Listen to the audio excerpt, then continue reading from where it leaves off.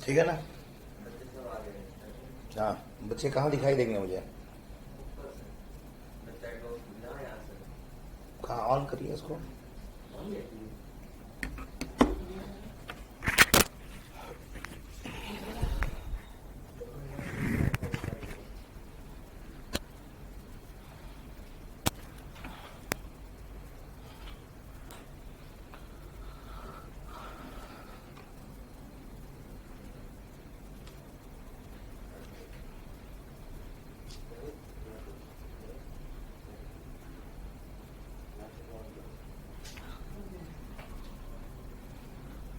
Good morning बच्चों, कैसे हैं आप लोग? मेरी आवाज आप सभी तक पहुंच रही है? मेरी आवाज अगर आप सभी तक पहुंच रही है तो एक बार इन्फॉर्म कर दें। और क्लास को शुरू करने से पहले मैं अपना परिचय आप लोगों को दे दूं। मेरा नाम डीपीएन सिंह है और मैं science and technology, general science के साथ साथ साइंस एंड टेक्नोलॉजी की क्लासेस लेता हूं। अभी हमें सुबोध सर के साथ जुड़ने का मौका मिला है और कई वर्षों से मैं साइंस एंड टेक्नोलॉजी और जनरल साइंस पढ़ा रहा हूं। आज जो है, आपको पहले मैं एक सूचना दे दूं कि सुबोध आईएएस जो इंस्टीट्यूट है, जो क्लास है, इस पर मैं क्लास लूंगा। साइंस एंड टेक्नोलॉजी, ये मेरा नाम है, डीपीएन सिंह। और आप सभी लोग, जो लोग जुड़े हैं या और जो लोग जुड़ना चाहते हैं, आप लोग को ये मोबीशाला ऐप पर ये इंस्टीट्यूट कोड आपको ज्वाइन करना पड़ेगा, SMG05555। और ये बैच के बारे में आप सबको पता ही होगा कि ये बैच जो है बीपीएससी 68 फाउंडेशन बैच है। इसमें हम लोग आज जो है जनरल साइंस के बारे में पढ़ेंगे। जनरल साइंस जो प्रारंभिक परीक्षा में बहुत महत्वपूर्ण रोल अदा करता है।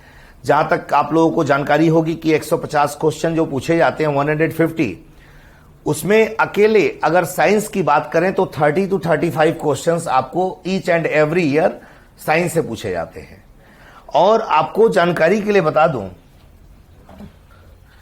कि अगर हम बीपीएससी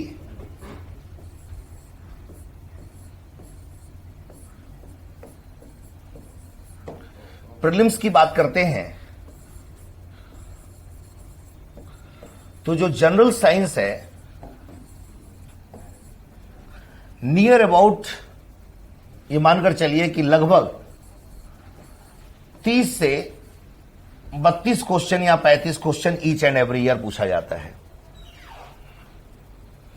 अब आपको मैं बता दूं कि इसमें ये जो जनरल साइंस है, इसको बेसिकली 3 पार्ट्स में डिवाइड किया गया है। एक जो है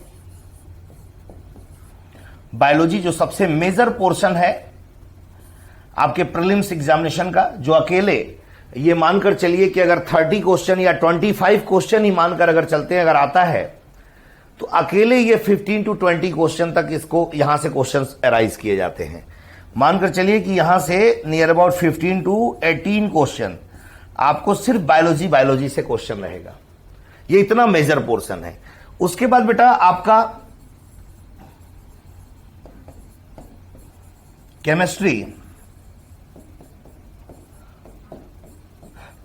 और फिजिक्स। ये जो केमिस्ट्री और फिजिक्स जो है, यहां से भी आपको मानकर चलिए कि near about 6 to 8 question each and every year यहां से क्वेश्चन पूछे जाते हैं, लेकिन दोनों से मिलाकर हाफ हाफ कर दिया जाता है केमिस्ट्री और फिजिक्स में। बायोलॉजी अकेले आपको 15 के नियर अबाउट क्वेश्चन आपको यहां से राइज किया था। अगर आप क्वेश्चन पेपर, लास्ट ईयर का क्वेश्चन पेपर अगर आप देखते हैं तो आपको यहां से समझ में आएगा। अब मैं आपको ये तो एक बेसिक जानकारी आपको दिया कि बीपीएससी के प्रीलिम्स एग्जामिनेशन में जनरल साइंस का क्या रोल है, इसके बारे में हम लोगों ने डिस्कशन किया। लेकिन अब हम आपको ये बताने जा रहे हैं कि ये जो बीपीएससी है, बीपीएससी का जो जनरल साइंस का जो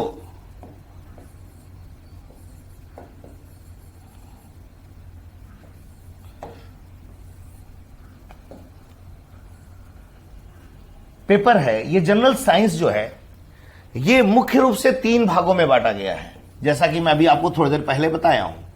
एक है बायोलॉजी, सेकेंड है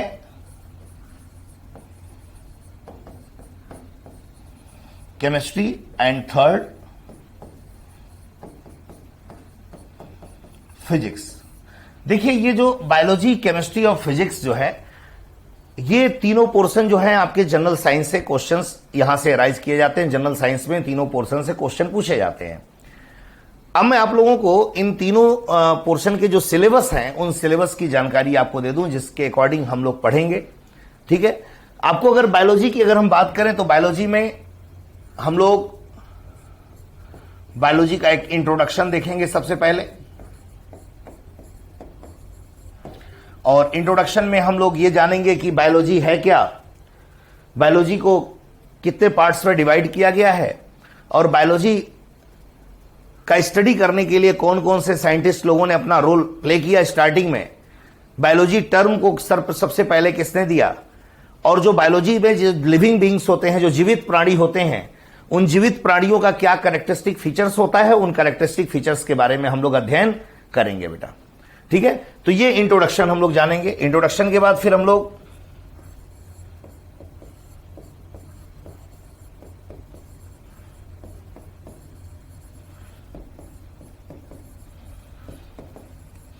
बायोलॉजिकल क्लासिफिकेशन और सेल। ये जो बायोलॉजिकल क्लासिफिकेशन और सेल है, जैसे कि आपको मालूम है यहां से बहुत सारे क्वेश्चन पूछे जाते हैं। कभी कभी आपसे क्वेश्चन अराइज हो जाएगा कि सबसे पहले बायोलॉजिकल क्लासिफिकेशन यानी जीवों का वर्गीकरण सबसे पहले किसने प्रस्तुत किया।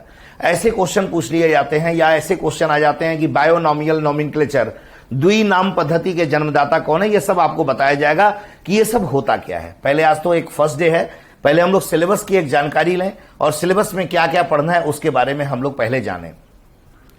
तो हमने आपको बताया कि बायोलॉजिकल क्लासिफिकेशन और सेल एक बेसिक जो जानकारी है सेल की, वो आपको जाननी बहुत जरूरी है।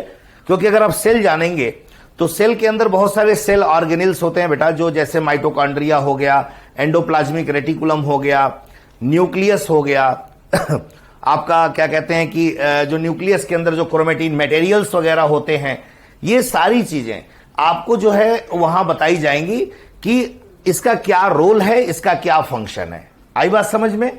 सेल का क्या रोल है, आगे किस तरीके से। और एक बार बता दें कि ये सेल अगर अच्छे से आप पढ़े रहेंगे ना तो आपको बायोटेक्नोलॉजी में काम आएगा। आप जब आगे एग्जामिनेशन देंगे, बायोटेक्नोलॉजी का जब पेपर होगा, जब मेंस में जो बायोटेक पूछा जाता है, वहां आपको इसका बहुत बेनिफिट मिलेगा। सेल एक बेसिक क्या कहा जाता है, बायोलॉजी का एक बेसिक पार्ट है जिसको जानना बहुत जरूरी है। ठीक है ना, उनके टाइप्स पढ़ा जाएगा, प्रोकैरियोटिक, यूकैरियोटिक, ये सब सारी बातें हम लोग इसमें डिस्कस करेंगे। इसके साथ साथ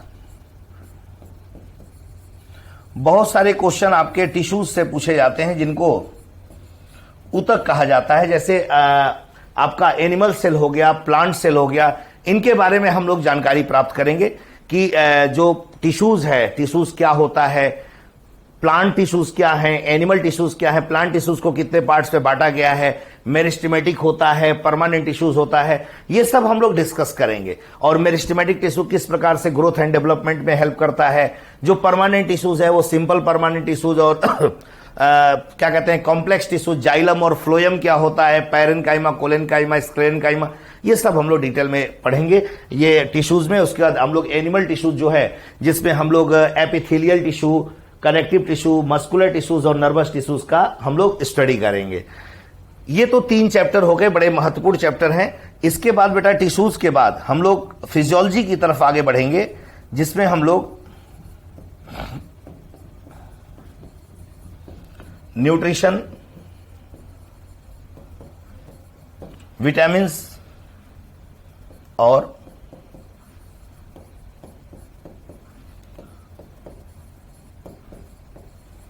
डाइजेस्टिव सिस्टम के बारे में पढ़ेंगे।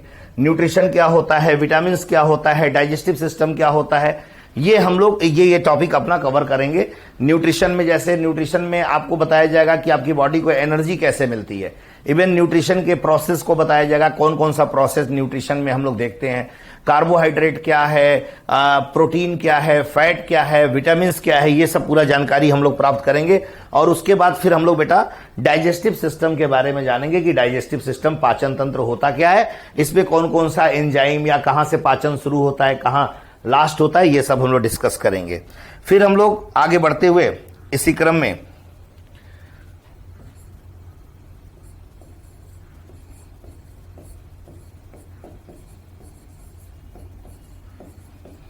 Respiratory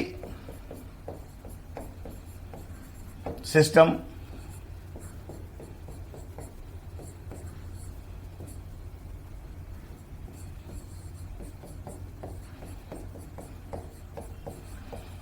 excretory system,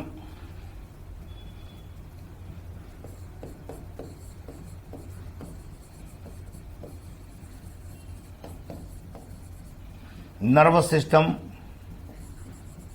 and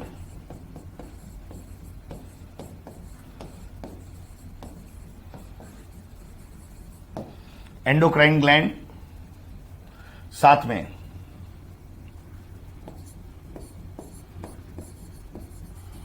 plant से रिलेटेड जानकारी हम लोग जानकारी प्राप्त करेंगे। प्लांट हार्मोन हो गया,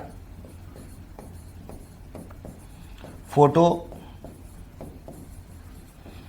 सिंथेसिस हो गया,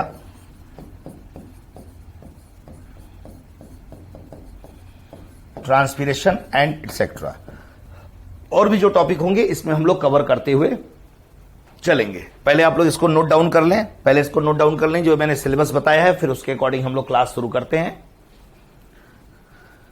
नोट डाउन कर लें।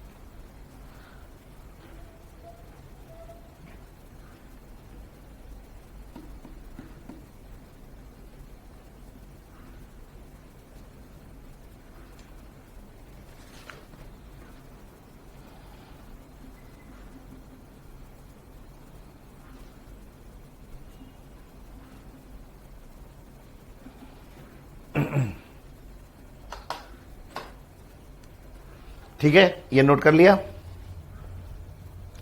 ये भी आप लोग नोट कर लें। अब फिर एक एक चैप्टर करके हम लोग इसको पढ़ते हैं। फिर जैसे ही ये कंप्लीट होगा फिर हम लोग फिजिक्स और केमिस्ट्री का भी डिस्कशन आपसे करेंगे, ठीक है ना। एक सेकेंड,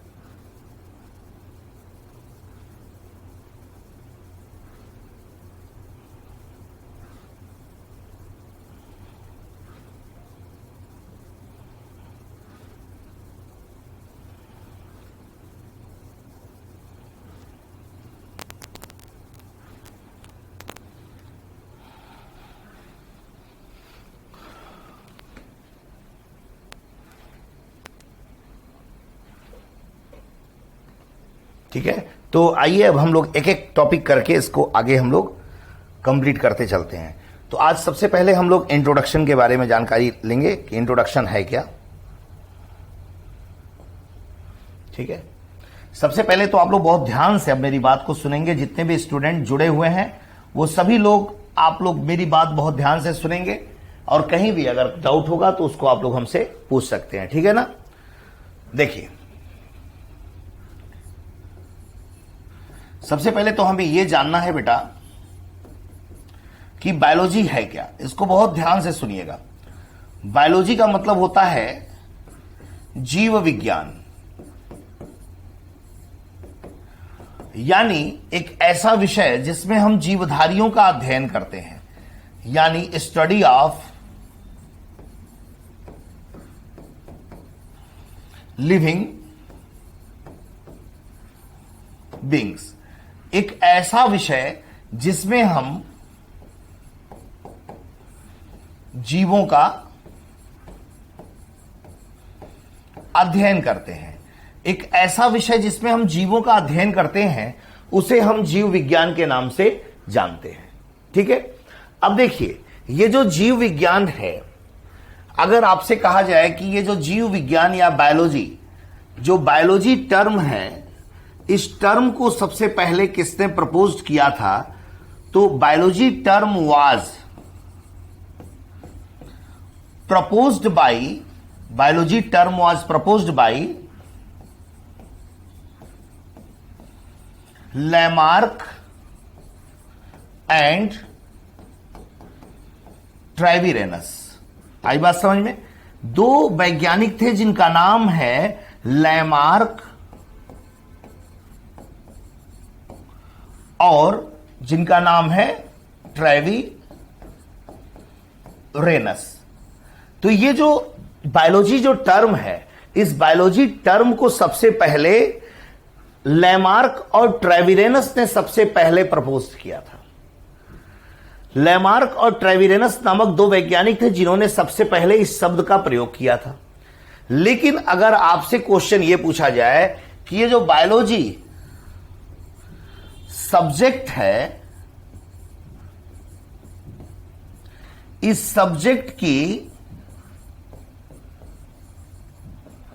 स्टडी सबसे पहले फर्स्ट टाइम किसने किया, तो अगर यह क्वेश्चन अगर आपसे पूछा जा रहा है कि बायोलॉजी सब्जेक्ट की स्टडी सबसे पहले किसने किया, तो आपका आंसर होगा बेटा एरिस्टोटल। एरिस्टोटल यानी अरस्तु। चूंकि अरस्तु पहला व्यक्ति था, एरिस्टोटल पहला व्यक्ति था जिसने जीव विज्ञान विषय पर अध्ययन किया, इसलिए अरस्तु को बेटा फादर ऑफ बायोलॉजी कहा जाता है। फादर ऑफ बायोलॉजी कहते हैं, जीव विज्ञान का पिता कहते हैं। चलो, इतनी बातें हमको पता चली कि जीव विज्ञान एक ऐसा विषय है जिसमें हम जीवधारियों का अध्ययन करते हैं, और जीव विज्ञान शब्द का सबसे पहले प्रयोग लैमार्क और ट्रेविरेनस ने किया। और जीव विज्ञान अगर विषय की अगर हम बात करते हैं तो जीव विज्ञान विषय को सबसे पहले अरस्तु यानी एरिस्टोटल नामक व्यक्ति ने किया था। इसीलिए एरिस्टोटल या अरस्तु को फादर ऑफ बायोलॉजी के नाम से जाना जाता है। क्लियर है। अब देखिए, अगर यही बात आपसे कही जाए कि ये जो बायोलॉजी है इसको कितने पार्ट्स में डिवाइड किया गया, तो बायोलॉजी का मतलब होता है जीव विज्ञान। ये मैंने आपको पहले ही बताया है। और जीव विज्ञान में हम लोग जीवधारियों का अध्ययन करते हैं, यह भी आपको पता है। तो जीव विज्ञान के अंतर्गत हम लोग जीवधारियों के अंतर्गत हम लोग प्लांट की स्टडी करते हैं, हम लोग एनिमल की स्टडी करते हैं, और साथ ही साथ हम लोग माइक्रो ऑर्गेनिज्म की स्टडी करते हैं। माइक्रो ऑर्गेनिज्म बेटा, ये जो प्लांट, अगर हम जीव विज्ञान में प्लांट की बात करें तो प्लांट की स्टडी साइंस के जिस ब्रांच में हम करते हैं उसको आप भली भांति जानते होंगे, उसे कहा जाता है बॉटनी। और सबसे पहले प्लांट के बारे में हमें बताया था जिस वैज्ञानिक ने, उसका नाम है थियोफ्रेस्टस। थियोफ्रेस्टस थियोफ्रेस्टस पहले व्यक्ति थे जिन्होंने प्लांट्स के बारे में हमें सबसे पहले बताया और प्लांट्स पर स्टडी किया। इसीलिए थियोफ्रेस्टस को कहा जाता है कि थियोफ्रेस्टस जो है वह फादर ऑफ बॉटनी है, क्योंकि थियोफ्रेस्टस जो है सबसे पहले प्लांट्स पर स्टडी किए थे। प्लांट्स पर अगर फर्स्ट टाइम स्टडी की बात की जाए तो प्लांट में सबसे पहले स्टडी किया था थियोफ्रेस्टस ने। लगभग 500 प्लांट्स पर स्टडी किया था, इसलिए इन्हें फादर ऑफ बॉटनी के नाम से इन्हें जाना जाता है। और वही बात अगर हम एनिमल्स के रूप में लें तो एनिमल्स की स्टडी साइंस के जिस ब्रांच में करते हैं उसे आप सब जानते हैं कि उसे हम लोग जूलॉजी के नाम से जानते हैं। जूलॉजी यानी जंतु विज्ञान कहते हैं। और अगर आपसे कहा जाए कि एनिमल्स की स्टडी सबसे पहले किसने किया था, तो एनिमल्स की स्टडी याद रखिएगा अरस्तु ने किया था। अरस्तु ने सबसे पहले एनिमल्स की स्टडी किया था, इसीलिए अरस्तु को फादर ऑफ जूलॉजी कहा जाता है। फादर ऑफ जूलॉजी यानी फादर ऑफ बायोलॉजी के साथ साथ फादर ऑफ जूलॉजी के नाम से भी इसे जाना जाता है। अब दोनों में एक और बात आपको बता दूं, अगर आपसे पूछा जाएगा कि थियोफ्रेस्टस साहब ने कौन सी बुक लिखी थी, थियोफ्रेस्टस ने कौन सी बुक लिखी थी प्लांट्स के ऊपर, यह क्वेश्चन कई बार पूछा गया है कि थियोफ्रेस्टस ने कौन सा बुक लिखा था प्लांट्स के ऊपर, तो यह याद रखिएगा थियोफ्रेस्टस ने जो बुक लिखा था उसका नाम है हिस्टोरिया प्लांटेरम। हिस्टोरिया प्लांटेरम, ठीक है ना। यह हिस्टोरिया प्लांटेरम नामक बुक जो है ये थियोफ्रेस्टस ने लिखा था और अरस्तु ने एनिमल्स के ऊपर लिखा था जो बुक, उसका नाम है हिस्टोरिया एनिमेलियम। हिस्टोरिया एनिमेलियम नामक बुक जो है वह अरस्तु ने लिखा था और अरस्तु को फादर ऑफ जूलॉजी कहा जाता है क्योंकि अरस्तु ने सबसे पहले जंतुओं पर अध्ययन किया था, यानी जंतुओं पर अध्ययन करने वाले विषय को जूलॉजी कहा जाता है। सबसे पहले जंतुओं पर अध्ययन किया था अरस्तु ने, इसलिए अरस्तु को बेटा फादर ऑफ जूलॉजी कहते हैं। और बॉटनी, जो बॉटनी की बात अगर हम करते हैं तो सबसे पहले प्लांट्स पर स्टडी थियोफ्रेस्टस ने किया था और थियोफ्रेस्टस ने सबसे पहले प्लांट्स पर स्टडी किया, इसलिए इनको फादर ऑफ बॉटनी कहते हैं। इन्होंने एक बुक लिखा जिस बुक का नाम है हिस्टोरिया प्लांटेरम और इसीलिए थियोफ्रेस्टस को फादर ऑफ बॉटनी भी कहा जाता है। उसी तरीके से बेटा अगर हम माइक्रो ऑर्गेनिज्म की बात करें तो माइक्रो ऑर्गेनिज्म की अगर हम बात करते हैं तो माइक्रो ऑर्गेनिज्म का मतलब होता है, सॉरी माइक्रो ऑर्गेनिज्म नहीं होता है, ये माइक्रो बायोलॉजी होता है। माइक्रो बायोलॉजी होता है, इसको ध्यान में रखिएगा। माइक्रो बायोलॉजी, तो माइक्रो बायोलॉजी का मतलब होता है study of micro organism. Study of micro organism, study of micro organism का मतलब होता है एक ऐसा विषय जिसमें हम सूक्ष्म जीवों का अध्ययन करते हैं। सूक्ष्म जीवों का अध्ययन करते हैं, तो जिस विषय में हम लोग सूक्ष्म जीवों का अध्ययन करते हैं उसे माइक्रोबायोलॉजी के नाम से जाना जाता है। जिस विषय में एनिमल्स की स्टडी किया जाता है उसे जूलॉजी कहते हैं और जिस विषय में प्लांट्स की स्टडी करते हैं उसे हम बॉटनी के नाम से जानते हैं। तो बेटा ये जो जूलॉजी की अगर बात करें तो अरस्तु ने सबसे पहले इस पर स्टडी किया था और एक बुक लिखा था हिस्टोरिया एनिमेलियम। और अगर बॉटनी की बात करें तो थियोफ्रेस्टस ने सबसे पहले स्टडी किया था प्लांट्स पर और बुक लिखा था फादर ऑफ हिस्टोरिया प्लांटेरम, इसलिए इन्हें फादर ऑफ बॉटनी कहा जाता है। और माइक्रोबायोलॉजी का मतलब होता है एक ऐसा विषय जिस विषय में हम सूक्ष्म जीवों का यानी माइक्रो ऑर्गेनिज्म की स्टडी करते हैं उसे हम लोग माइक्रोबायोलॉजी कहते हैं बेटा। और माइक्रोबायोलॉजी का स्टडी सबसे पहले किया था जिन्होंने, उनका नाम है एंटोनी वान ल्यूवेन हॉक। एंटोनी वान ल्यूवेन हॉक जो थे इन्होंने सबसे पहले माइक्रो ऑर्गेनिज्म पर स्टडी किया था, इसीलिए इन्हें फादर ऑफ माइक्रो बायोलॉजी कहा जाता है। ठीक है, यहां तक बात ओके है, नोट कर लीजिए इसको।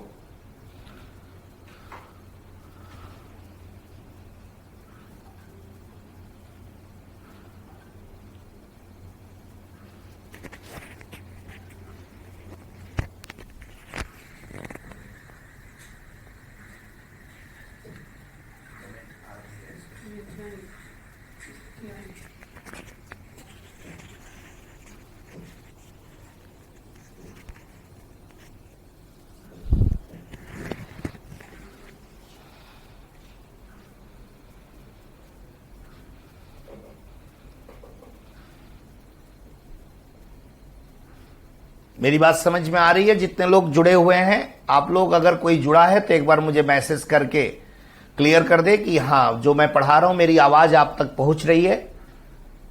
क्या मेरी आवाज आप तक पहुंच रही है बेटा? पहुंच रही है सर। सर राइट साइड में थोड़ा दिखता नहीं है।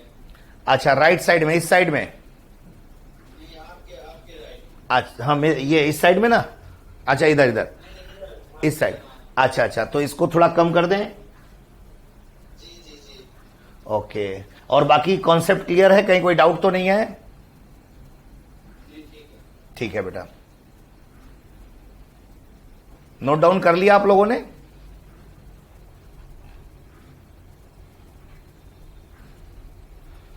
चलिए, तो ये बेटा, ये मैंने आप लोगों को बताया कि बायोलॉजी क्या है। बायोलॉजी के बारे में हमने आपसे डिस्कस किया। देखिए, मैंने यहां से अपनी बात शुरू की थी, एक बार और आप लोग ध्यान से सुन लें। Biology study of living beings, जिसमें जीवों का अध्ययन किया जाता है।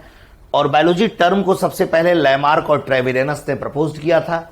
बायोलॉजी सब्जेक्ट को सबसे पहले अध्ययन अरस्तु ने किया था, इसलिए इनको फादर ऑफ बायोलॉजी के नाम से जाना जाता है। उसके बाद बेटा मैंने आपको बताया कि बायोलॉजी जो है इसको 3 पार्ट्स में मेनली बांटा गया है। जीवधारियों को प्लांट्स के रूप में, एनिमल्स के रूप में और माइक्रोबायोलॉजी के रूप में, या जिसमें हम लोग स्टडी करते हैं माइक्रो ऑर्गेनिज्म के रूप में। तो प्लांट्स की स्टडी साइंस के जिस ब्रांच में हम लोग करते हैं ना, उसे हम लोग बॉटनी के नाम से जानते हैं। एनिमल्स की स्टडी साइंस के जिस ब्रांच में करते हैं उसे हम लोग जूलॉजी कहते हैं। और माइक्रो ऑर्गेनिज्म यानी सूक्ष्म जीवों का अध्ययन जिस साइंस के जिस ब्रांच में हम लोग करते हैं उसे हम लोग माइक्रोबायोलॉजी कहते हैं। माइक्रोबायोलॉजी का जो जिन्होंने स्टडी किया था सबसे पहले, एंटोनी वॉन लीवेनहॉक कहा जाता है। एंटोनी वॉन लीवेनहॉक को फादर ऑफ माइक्रोबायोलॉजी कहते हैं। आइए अब आगे बढ़ते हैं। देखिए, जो जीवित प्राणी हैं, उन लिविंग बींग्स जिसको कहा जाता है, जिसकी स्टडी हम लोग साइंस बायोलॉजी में करते हैं, उन लिविंग बींग्स का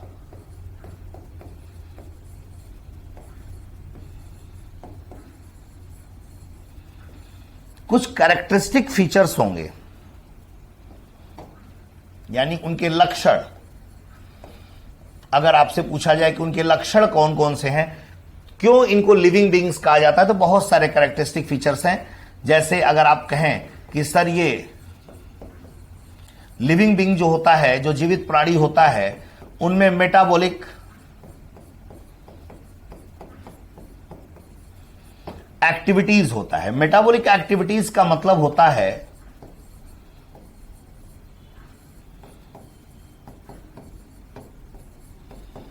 उपापचयी क्रियाएं। दूसरा, जो जीवित प्राणी होते हैं उनमें रिप्रोडक्शन करने की क्षमता पाई जाती है, यानी प्रजनन करने की क्षमता पाई जाती है। जो जीवित प्राणी होते हैं उनमें ग्रोथ एंड डेवलपमेंट होता है। तो ये प्रमाणित करता है कि लिविंग बींग्स कौन है, और अगर ये प्रॉपर्टीज अगर नहीं पाया जाता है तो बताता है कि भैया वो लिविंग बींग्स नहीं होंगे। थोड़ा मेरी बात को ध्यान से समझिएगा। जैसे ये मार्कर है, अगर हम मार्कर को कहें कि ये जीवित प्राणी है तो आप मानेंगे, आप कहेंगे कि नहीं सर ये जीवित नहीं है, क्योंकि सर ये ना ही पाचन होता है, ना इसमें ना ये भोजन कर सकता है, ना ही ये श्वसन कर सकता है, ना ही एक स्थान से दूसरे स्थान तक लोकोमोशन कर सकता है, ना ही ये सोच सकता है, ना ही इसमें संवेदना होगी, और ना ही ये इसमें ब्लड सर्कुलेशन होगा, ना ही इसमें उत्सर्जन की क्रिया होगी, ना ही इसमें वृद्धि एवं विकास होगा, और ना ही इसमें प्रजनन की क्रियाएं होंगी। इसलिए सर इसको नॉन लिविंग बोला जाता है। वो समस्त क्रियाएं हम लोग के शरीर में पाई जाती हैं, चाहे प्रजनन की बात हो, चाहे पाचन की बात हो, चाहे भोजन करने की बात हो, चाहे ब्लड सर्कुलेशन की बात हो, चाहे उत्सर्जन एक्सक्रीशन की बात हो, चाहे हमारे सोचने समझने की बात हो, चाहे हमारी संवेदना की बात हो, हमारे शरीर की वृद्धि एवं विकास की बात हो, वो समस्त क्रियाएं हम सबके शरीर में पाया जाता है। इसलिए हम लोग अपने आप को लिविंग कहते हैं, जीवित कहते हैं। इनमें वो नहीं पाया जाता है, इसलिए उन्हें नॉन लिविंग कहते हैं। तो ये बेसिक डिफरेंस है लिविंग और नॉन लिविंग में बेटा। ठीक है, आइए एक एक करके हम इनको और समझते हैं कि आखिर ये होते क्या हैं। थोड़ा सा मैं बेसिक जानकारी आपको दूंगा कि ये रिप्रोडक्शन होता क्या है।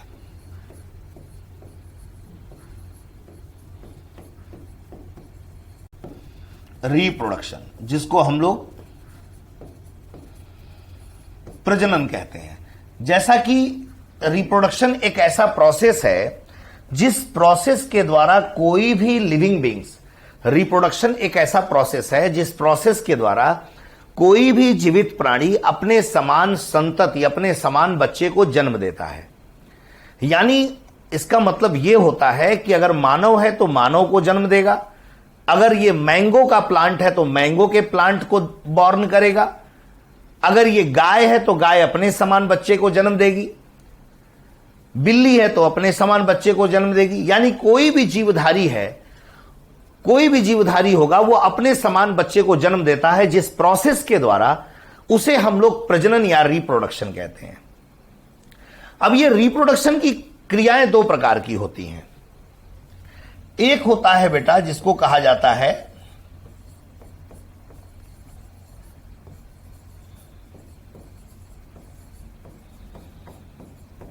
Sexual reproduction. सेक्सुअल रिप्रोडक्शन का मतलब होता है लैंगिक प्रजनन। एक है बेटा जिसको हम लोग सेक्सुअल रिप्रोडक्शन कहते हैं, और दूसरा है जिसको हम लोग असेक्सुअल रिप्रोडक्शन कहते हैं।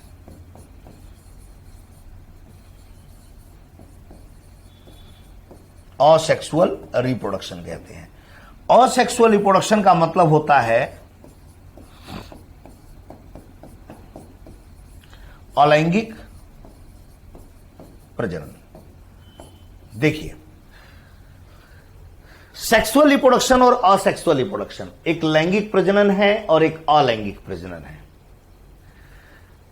लैंगिक और अलैंगिक प्रजनन में डिफरेंसेस क्या होते हैं, नाम से ही आप लोगों को पता चल रहा होगा कि लैंगिक क्या होता है और अलैंगिक क्या होता है। जो लैंगिक प्रजनन होता है, लैंगिक प्रजनन का मतलब होता है एक ऐसा प्रोसेस जिसमें सेक्सुअल पार्ट पार्टिसिपेट करते हैं। सेक्सुअल पार्ट भाग लेता है। यहां सेक्सुअल पार्ट का मतलब होता है मेल के शरीर में पाए जाने वाला गैमीट और फीमेल के शरीर में पाए जाने वाला गैमीट। जी, अच्छा, इधर चला जा रहा है। अच्छा अच्छा,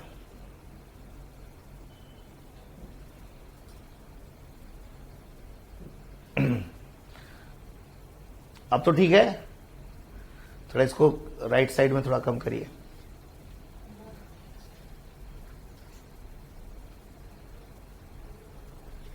अब बेटा दिख रहा है? ठीक है ना? हाँ ठीक है, ओके। तो ये जो रिप्रोडक्शन है, ये रिप्रोडक्शन टू टाइप का मैंने बताया, एक सेक्सुअल रिप्रोडक्शन है और एक असेक्सुअल रिप्रोडक्शन है।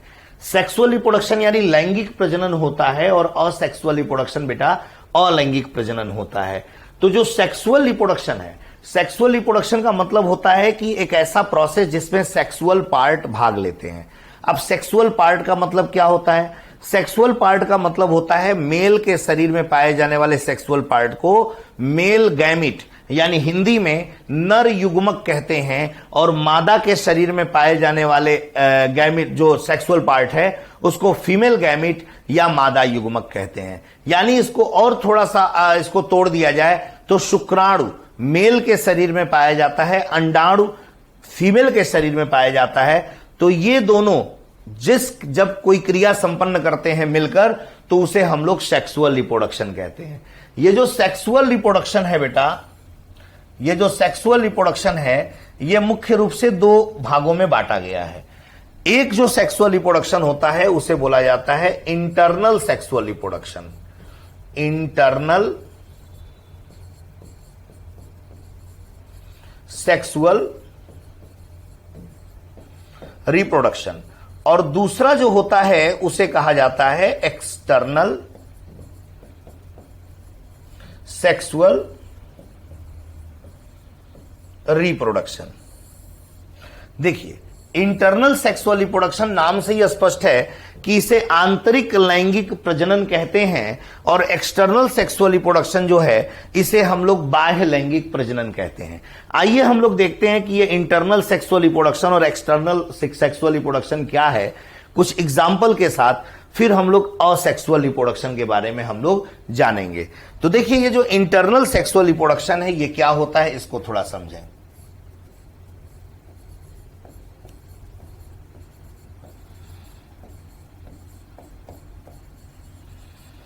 इंटरनल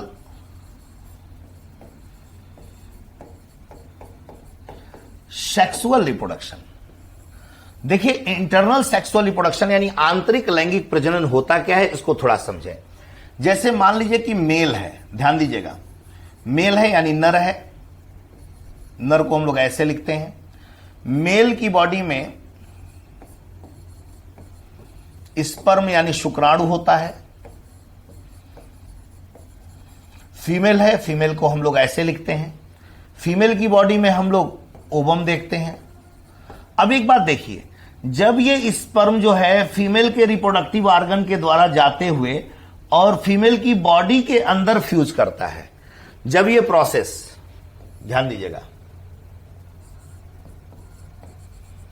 फीमेल के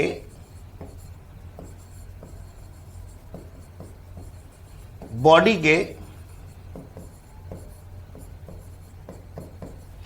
अंदर होता है, यानी फीमेल की बॉडी के अंदर जब ये स्पर्म सेक्सुअल पार्ट के द्वारा होते हुए फैलोपियन ट्यूब में पहुंचता है और ओवम में जाके फ्यूज करता है, तो इस प्रोसेस को इंटरनल सेक्सुअल रिप्रोडक्शन कहते हैं। जब ये बेटा फ्यूज कर जाता है स्पर्म और ओवम, तो आप सबको मालूम होगा कि ये आगे चल के जाइगोट जैसी संरचना का निर्माण करता है। ये जाइगोट को बोला जाता है हिंदी में युग्मनज कहते हैं। ये जाइगोट जैसी संरचना का निर्माण करता है। फिर बेटा क्या होता है कि ये जाइगोट जो है यह सेल डिवीजन करता है, कोशिका विभाजन करता है। यह जो जाइगोट है यह कोशिका विभाजन यानी सेल डिवीजन करता है। तो ये जो सेल डिवीजन जब करता है तो ये जाइगोट अपने शरीर का विकास करना शुरू कर देता है और एक शरीर का निर्माण करता है मां के गर्भ में, जिसको एम्ब्रियो या हम लोग भ्रूण के नाम से जानते हैं। तो जब ये एम्ब्रियो या भ्रूण बन जाता है तो फिर एम्ब्रियो या भ्रूण में भी सेल डिवीजन होता है। तो आफ्टर 9 मंथ, 9 महीने के बाद ये एम्ब्रियो एक बेबी के रूप में या फीटस के रूप में मां के गर्भ से जन्म लेता है। मैं जो बताना चाह रहा हूं इसको थोड़ा समझिएगा। यह बात तो आपको समझ में आ गया होगा कि जब स्पर्म और ओवम मां के शरीर के अंदर यानी उनके रिप्रोडक्टिव पार्ट के अंदर जब ये फ्यूज करते हैं तो उसे बोला जाता है इंटरनल सेक्सुअल रिप्रोडक्शन। तो लेकिन या उसके बाद जब रिप्रोडक्शन जब ये कंप्लीट होता है, स्पर्म ओवम फ्यूज करते हैं तो जाइगोट बनता है, जाइगोट में सेल डिवीजन होगा तो एम्ब्रियो बनेगा, एम्ब्रियो में सेल डिवीजन होगा तो बेबी के रूप में बॉर्न होगा, फिर वो धीरे धीरे बढ़ता जाता है। तो यहां से यहां तक देखिए आप, यहां से यहां तक आपको कुछ चेंजेस दिखाई दे रहा होगा बॉडी में। आप जो चेंजेस देख रहे होंगे, शायद आप देख रहे होंगे कि आपको यहां से वहां तक ग्रोथ एंड डेवलपमेंट दिखाई दे रहा होगा। ग्रोथ एंड डेवलपमेंट दिखाई दे रहा है बेटा, यहां से वहां तक ग्रोथ एंड डेवलपमेंट आपको दिखाई दिया, दिख रहा है ना, कि पहले स्पर्म और ओवम पहले छोटे थे, फिर जाइगोट बना, फिर एम्ब्रियो बना, फिर बेबी के रूप में बॉर्न हुआ, और वही बेबी धीरे धीरे बड़ा होते हुए हमारे और आप जैसे शरीर का निर्माण करना शुरू कर देता है। तो यहां से यहां तक ग्रोथ एंड डेवलपमेंट आपको दिखाई दिया। एक बात जो मैं बताना चाह रहा हूं इसको ध्यान में रखिएगा, यह क्वेश्चन आपके एग्जामिनेशन में पूछा जाता है। आपसे पूछा जाएगा कि growth and development, growth and development, ये जो ग्रोथ एंड डेवलपमेंट हो रहा है इसके पीछे कारण क्या है। तो ग्रोथ एंड डेवलपमेंट के पीछे कारण अगर पूछा जाएगा किसी भी लिविंग बींग्स में तो आपका आंसर होगा सर कोशिका विभाजन।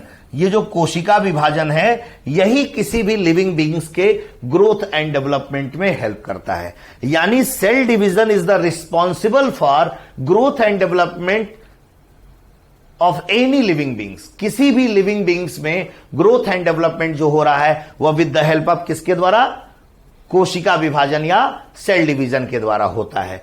अब ये आपको दिखाई दे गया।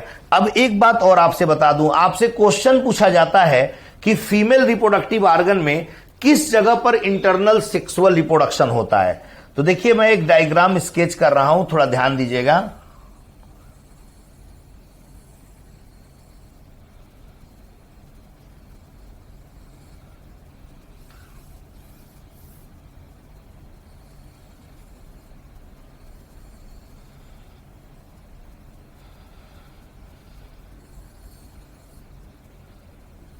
एक रफ डायग्राम है, ये मान लीजिए ये फीमेल रिप्रोडक्टिव ऑर्गन है, ये फीमेल रिप्रोडक्टिव ऑर्गन है। मान लीजिए ये मादा जनन अंग है। अब इसमें ये जो वाला ये पार्ट जो है इसमें एग होता है और इसको बोला जाता है ओवरीज, अंडाशय, इसको कहते हैं अंडाशय। होता क्या है बेटा, और ये वाला पार्ट जो है इसको बोला जाता है फैलोपियन ट्यूब। फैलोपियन ट्यूब इसको बोलते हैं फैलोपियन ट्यूब। क्वेश्चन क्या पूछा जाता है कि निषेचन की क्रिया कहां होती है, फर्टिलाइजेशन की क्रिया। तो याद रखिएगा स्पर्म यहां से होते हुए, स्पर्म जो है यहां से होते हुए यहां पहुंचता है, ये स्पर्म है, और इसमें यहां से यहां तक आपका ओवम पहुंचता है, ये आपका ओवम है, ये इस रास्ते ओवम पहुंचता है। तो स्पर्म और ओवम का जो फ्यूजन है कहां हो रहा है, इस जगह पर हो रहा है, ये फ्यूज कर जाते हैं यहां। तो अगर आपसे पूछा जाए कि ये स्पर्म शुक्राणु है और ये अंडाणु है, मादा जननांग के अंदर किस स्थान पर फ्यूज करते हैं, तो आपका उत्तर क्या होगा, फैलोपियन ट्यूब। दिख रहा होगा आप लोगों को, ये फैलोपियन ट्यूब में ही निषेचन की क्रिया होती है, याद रखिएगा। मैं इसको लिख देता हूं यहां, यहीं निषेचन यानी फर्टिलाइजेशन होता है फैलोपियन ट्यूब में। स्पर्म और ओवम फैलोपियन ट्यूब में ही जुड़ते हैं और यहीं पर निषेचन की क्रिया संपन्न होती है। इधर से आपका स्पर्म जाता है और इधर से एग जाता है। अब देखिए, जब इस तरह की क्रिया, जब मां के शरीर के अंदर, रिप्रोडक्टिव ऑर्गन के अंदर जब ये स्पर्म और ओवम फ्यूज करते हैं ना, तो इसी को बोला जाता है इंटरनल सेक्सुअल रिप्रोडक्शन। ठीक है। और ये इंटरनल सेक्सुअल रिप्रोडक्शन से मैंने आपको एक और बात बता दिया कि जब जन्म की शुरुआत होती है, यानी स्पर्म ओवम फ्यूज करते हैं, जाइगोट जब बनता है मां के शरीर में, जाइगोट बनने से लेकर और जब तक इंसान जीवित रहता है तब तक उसके शरीर में ग्रोथ एंड डेवलपमेंट जैसी क्रियाएं संपन्न होती हैं। ठीक है।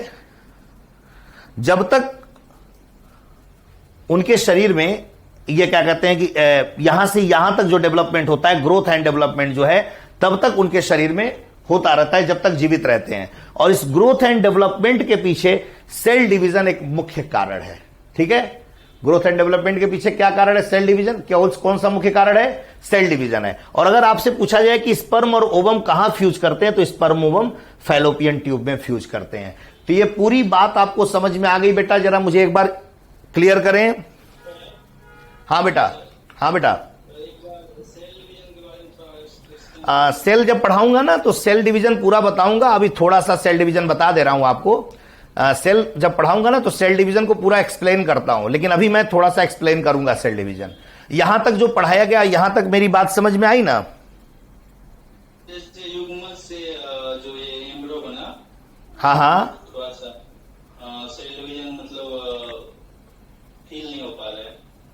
सेल डिवीजन अभी मैं बताऊंगा। यहां से जो प्रोसेस हो रहा है, जाइगोट के बाद जो एम्ब्रियो बनता है, ये एक प्रोसेस है, एक प्रक्रिया है, ये तो बनता ही है। ये तो प्रोसेस, अभी तो बेसिक चीजें आपको बताई जा रही हैं। सेल डिवीजन जब बताऊंगा तो आपको सेल की जानकारी होनी चाहिए, तो सेल की जानकारी अभी होगी, इसके बाद आपको सेल की जानकारी होगी। लेकिन फिर भी सेल डिवीजन बता देता हूं थोड़ा शॉर्ट में, आपको ध्यान से समझिएगा।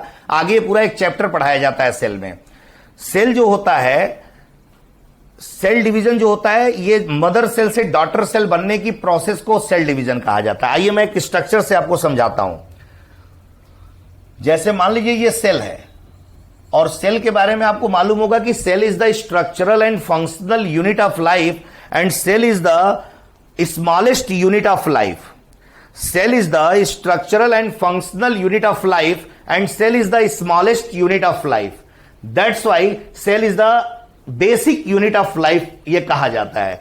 तो सेल डिवाइड होता है. देखिए अब ये सेल जब डिवाइड होता है ना, सेल जब डिवाइड होता है तो ये दो पार्ट्स में बंटता है बेटा, ध्यान दीजिएगा.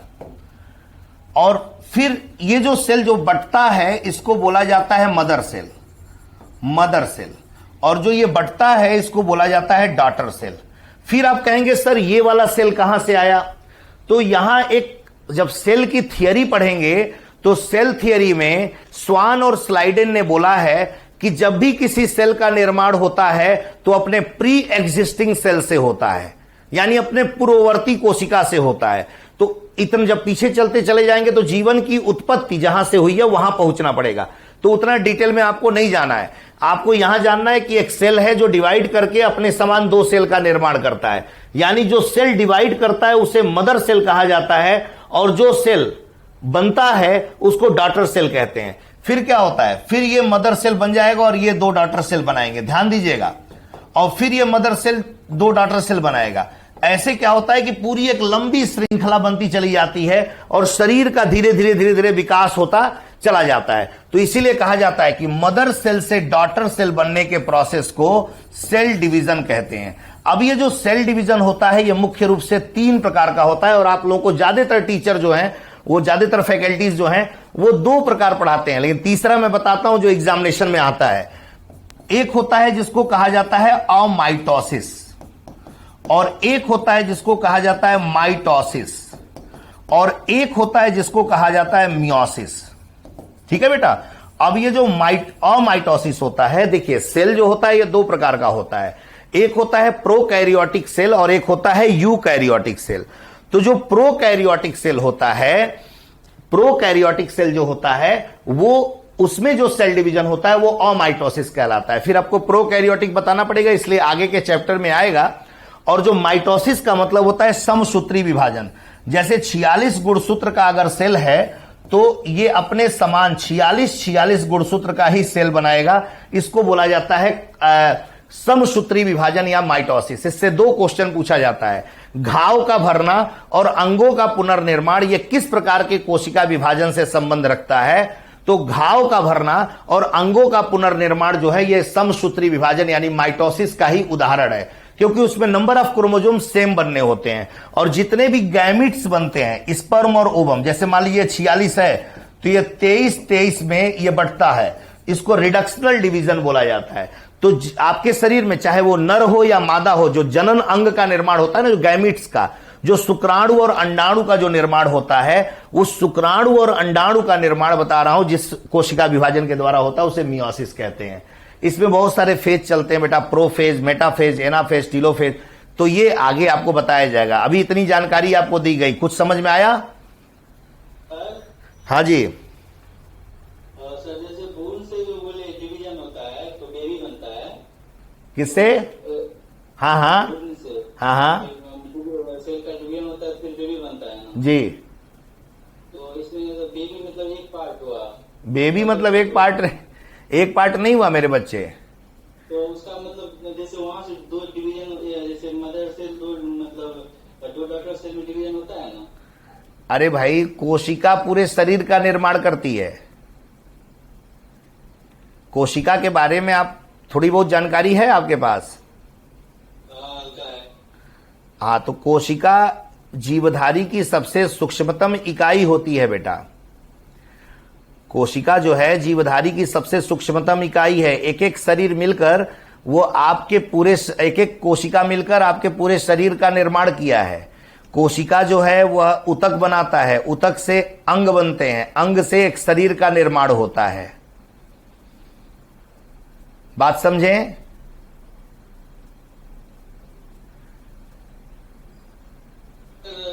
सेल डिवीजन से तो हाँ जी. भ्रूण से बेबी हुआ ना. अरे भाई आपको इतना इतना इसमें सोच क्यों रहा है? भ्रूण से बेबी बनता है, इसका तो आपको ये थोड़े ना जानना है, आपको ये जानना है कि इंटरनल सेक्सुअल रिप्रोडक्शन क्या होता है। आंतरिक लैंगिक प्रजनन आपको समझ में आया किसे कहते हैं?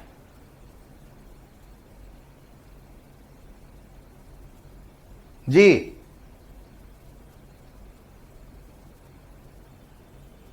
मेरी आवाज पहुंच रही है बेटा?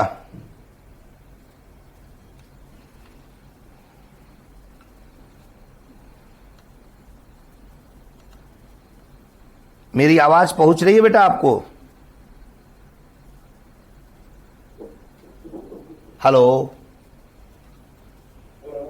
मेरी आवाज आ रही है बेटा आपको?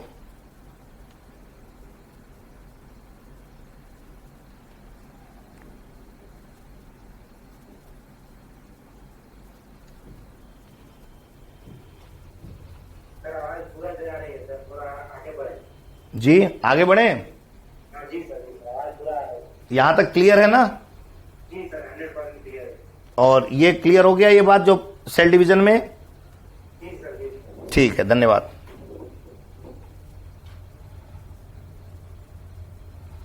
तो ये मैंने आपको अभी जो बताया है ये इंटरनल सेक्सुअल रिप्रोडक्शन के बारे में बताया है। इंटरनल सेक्सुअल रिप्रोडक्शन क्या होता है? जब कोई भी गैमिट्स जो होते हैं जब वो मां के शरीर के अंदर फ्यूज करता है, जब स्पर्म और ओवम, तो उसे इंटरनल सेक्सुअल रिप्रोडक्शन के नाम से जाना जाता है। अब एक्सटर्नल सेक्सुअल रिप्रोडक्शन क्या? अब देखिए, दूसरा जो होता है एक्सटर्नल सेक्सुअल रिप्रोडक्शन, इसको समझिएगा।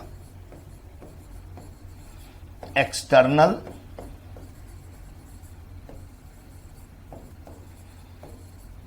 सेक्सुअल रिप्रोडक्शन यानी बाह्य लैंगिक प्रजनन। देखिए, ये जो बाह्य लैंगिक प्रजनन होता है इसका मतलब यह है, नाम से यह स्पष्ट हो जा रहा है कि प्रजनन की क्रिया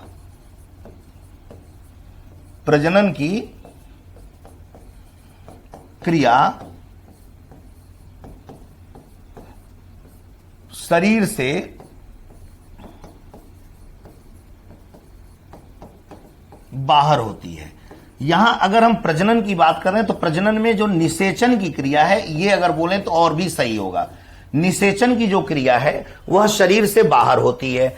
यानी जैसे मान लीजिए कुछ जलीय जीव होते हैं, एग्जाम्पल बताता हूं, जैसे जलीय जीव होते हैं तो उन जलीय जीवों में जैसे मान लीजिए फ्रॉग है, मेढक है, तो मेढक क्या करता है कि मेढक अपने स्पर्म और ओवम को ये पानी में छोड़ देता है।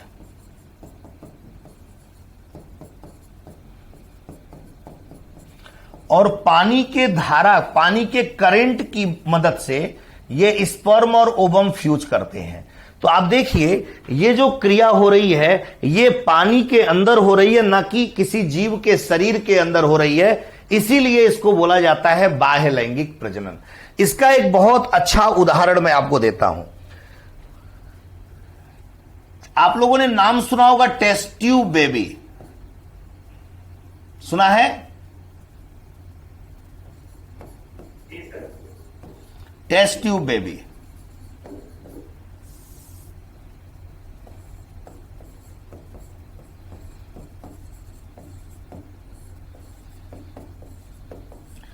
अगर आपसे प्रश्न पूछा जाए कि वर्ल्ड में, विश्व में सबसे पहला टेस्ट ट्यूब बेबी कौन आया था, सबसे पहला किसको टेस्ट ट्यूब बेबी का तमगा दिया गया था, तो विश्व में सबसे पहले एक लुइस नाम का जीव है या व्यक्ति है, उसे हम लोग सबसे पहले टेस्ट ट्यूब बेबी का दर्जा दिए थे। अगर हम भारत की बात करें तो भारत में इंदिरा नाम रखा गया जो फर्स्ट टेस्ट ट्यूब बेबी है। अब यहां ध्यान दीजिए, आजकल क्या है ना कि हमारा रहन सहन, हमारा खान पान, हमारे जो आसपास का वातावरण इतना ज्यादा प्रदूषित हो चुका है। उस प्रदूषित वातावरण के कारण समस्या ये हो गई है कि जल्दी बच्चे कंसीव नहीं हो पा रहे हैं, और बहुत सारे और सेलिब्रिटीज के अपने व्यक्तिगत कारण होते हैं जिसकी वजह से वो बच्चे को अपने शरीर से जन्म नहीं देना चाहते हैं। तो इन सब के कारण टेस्ट ट्यूब बेबी जैसे खोज की गई। जैसे मान लीजिए कि कोई मेल है, कोई फीमेल है, इनकी शादी हुए कई वर्ष हो गए और बेटा इनको बच्चा नहीं पैदा हो रहा है। तो क्या करते हैं वैज्ञानिक या डॉक्टर्स, क्या करते हैं, ये एक प्रयोगशाला होता है, इस प्रयोगशाला में मेल का स्पर्म और फीमेल का ओवम, मेल का स्पर्म और फीमेल का ओवम ये ले लिया जाता है। अब ये मेल का स्पर्म निकाल लिया जाता है मेल के बॉडी से, फीमेल का ओवम निकाल लिया जाता है फीमेल की बॉडी से। ये स्पर्म है, ओवम है। अब होता क्या है कि इन दोनों के बीच में जब संबंध स्थापित हो रहा है तो लेकिन ये कंसीव नहीं कर पा रहे हैं, स्पर्म ओवम फ्यूज करके जाइगोट नहीं बना पा रहे हैं। तो उन परिस्थितियों में क्या है कि इनके लिए वैज्ञानिकों ने एक प्रयोगशाला का निर्माण किया जिसमें हम स्पर्म और ओवम का फ्यूजन करा सकते हैं। तो इसमें क्या होता है, स्पर्म ओवम को हम रखते हैं और इसके ऊपर हल्की विद्युत की किरणें, हम लोग इसके ऊपर हल्की विद्युत की किरणों की बौछार करते हैं। तो हल्की विद्युत की किरणों की बौछार से क्या होता है, यह फ्यूज हो जाते हैं और फ्यूज होकर यह जाइगोट का निर्माण करते हैं। ध्यान दीजिएगा, इस लैब में ही यह फ्यूजन हो जा रहा है। तो जब लैब में ही जब फ्यूजन हो जाता है तो उस प्रोसेस को कहा जाता है in vitro fertilization. In vitro fertilization, जब लेबोरेटरी के अंदर ही जब स्पर्म और ओवम का निषेचन हो जाता है लैब के अंदर, तो उसे इन विट्रो फर्टिलाइजेशन कहते हैं। क्या किया गया, बाह्य लैंगिक प्रजनन में हम लैंगिक अंगों को नर के शरीर से निकाले और मादा के शरीर से ओवम को निकाले, एक ट्यूब में रखे। जो वातावरण नर और मादा के शरीर में स्पर्म ओवम को जिंदा रहने के लिए रहता है, उस लेबोरेटरी के अंदर भी वही वातावरण का निर्माण किया गया। फिर इसको रखा गया, इसके ऊपर हल्की विद्युत की किरणों की बौछार की गई। बौछार करने के बाद क्या हुआ कि ये दोनों संलयित हो गए। संलयित होने के बाद ये जाइगोट का निर्माण किए। जाइगोट बन गया। तो जब लेबोरेटरी के अंदर स्पर्म और ओवम जब फ्यूज होते हैं तो उस प्रोसेस को इन विट्रो फर्टिलाइजेशन कहते हैं। बहुत बार ये क्वेश्चन पूछा गया है। अब इस जाइगोट को अगर चाहें, इस जाइगोट को चाहें तो ये जाइगोट इस फीमेल के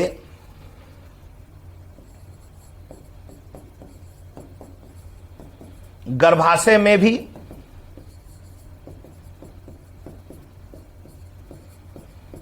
डाल सकते हैं। ठीक है, अगर हम चाहें तो ये जो जाइगोट है इस फीमेल के गर्भाशय में भी डाल सकते हैं। लेकिन अगर किन्हीं कारणवश अगर फीमेल नहीं चाहती है कि मेरे गर्भाशय में जाइगोट पड़े, तो इस जाइगोट को किसी अन्य महिला के गर्भाशय में डालते हैं। किसी अन्य महिला के गर्भाशय में डालते हैं। तो जब हम किसी अन्य महिला के गर्भाशय में जब इसको डालते हैं तो जो अन्य महिला है इसी को बेटा सेरोगेट मदर कहा जाता है। क्या कहते हैं, सेरोगेट मां कहते हैं। और जिस प्रोसेस के द्वारा जाइगोट इस महिला में डाला जाता है उसको सेरोगेसी कहते हैं। क्या कहते हैं, सेरोगेसी। अब इसके अंदर वो बच्चा चला गया जाइगोट। अब वो जाइगोट जो है जिस तरीके से हम लोग पैदा होते हैं वो जाइगोट भी 9 मंथ बाद फिर एक बेबी के रूप में जन्म लेता है। और जो ये बेबी पैदा होता है इसी बेबी को कहा गया कि यह टेस्ट ट्यूब बेबी होगा।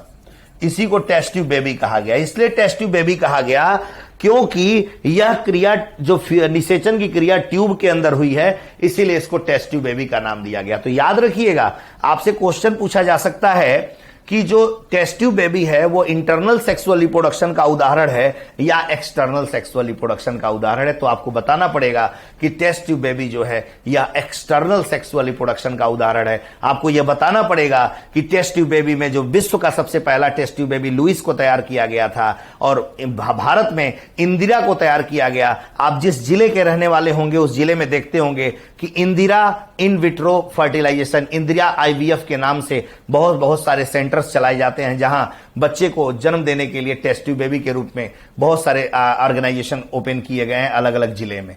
तो ये जो मैंने आपको बताया कि जो रिप्रोडक्शन होता है, रिप्रोडक्शन जो होता है ये दो प्रकार का होता है। सेक्सुअल रिप्रोडक्शन, मैंने कहा कि सेक्सुअल रिप्रोडक्शन एक जो रिप्रोडक्शन है एक महत्वपूर्ण गुण होता है किसी भी जीवधारी का, किसी भी सजीव का। तो सेक्सुअल रिप्रोडक्शन के बारे में मैंने बताया कि सेक्सुअल पार्ट जिसमें भाग लेते हैं अर्थात नर युग्मक और मादा युग्मक, और थोड़ा सा इसको तोड़ देंगे तो शुक्राणु और अंडाणु जिसमें भाग लेते हैं उसे लैंगिक प्रजनन कहते हैं। यह दो भागों में बटा होता है, एक होता है इंटरनल सेक्सुअल रिप्रोडक्शन, एक होता है external sexual reproduction. Internal sexual reproduction क्या होता है? इंटरनल सेक्सुअल रिप्रोडक्शन का मतलब होता है कि स्पर्म और ओवम जब किसी मां के प्रजनन अंग के अंदर यानी शरीर के अंदर जब फ्यूज करते हैं तो उसे इंटरनल सेक्सुअल रिप्रोडक्शन के नाम से जाना जाता है। इंटरनल सेक्सुअल रिप्रोडक्शन में मेल का स्पर्म और फीमेल का ओवम फीमेल की बॉडी के अंदर जाके फ्यूज करता है तो जाइगोट बनाता है।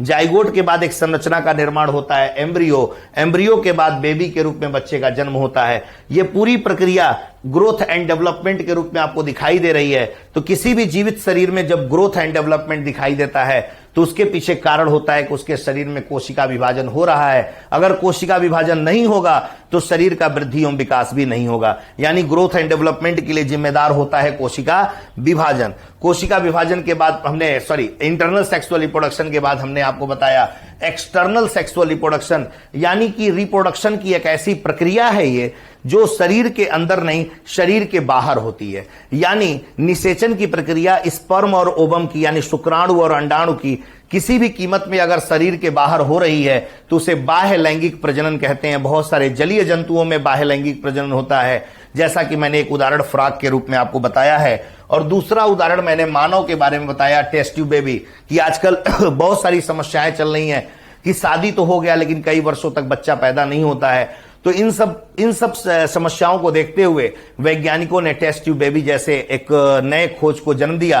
टेस्ट ट्यूब बेबी में क्या होता है कि नर का स्पर्म ले लिया जाता है, मादा के शरीर से ओवम निकाल लिया जाता है और स्पर्म और ओवम का फ्यूज लेबोरेटरी के अंदर एक ट्यूब में कराया जाता है। और वहां फ्यूजन अगर 72 घंटे के अंदर हो गया तो ठीक है, अगर नहीं हुआ तो फिर पुनः उनके शरीर से स्पर्म ओवम लिया जाता है।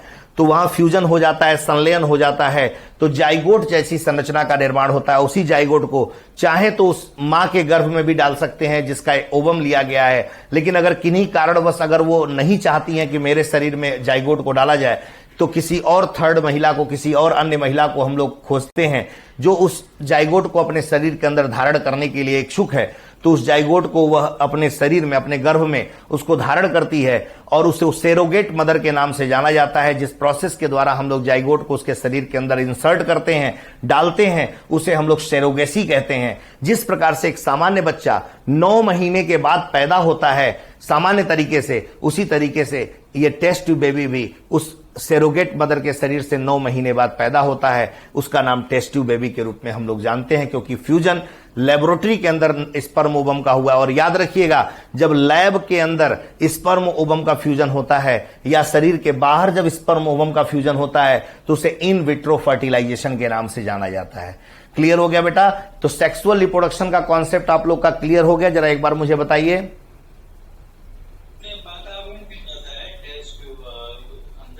क्या बेटा?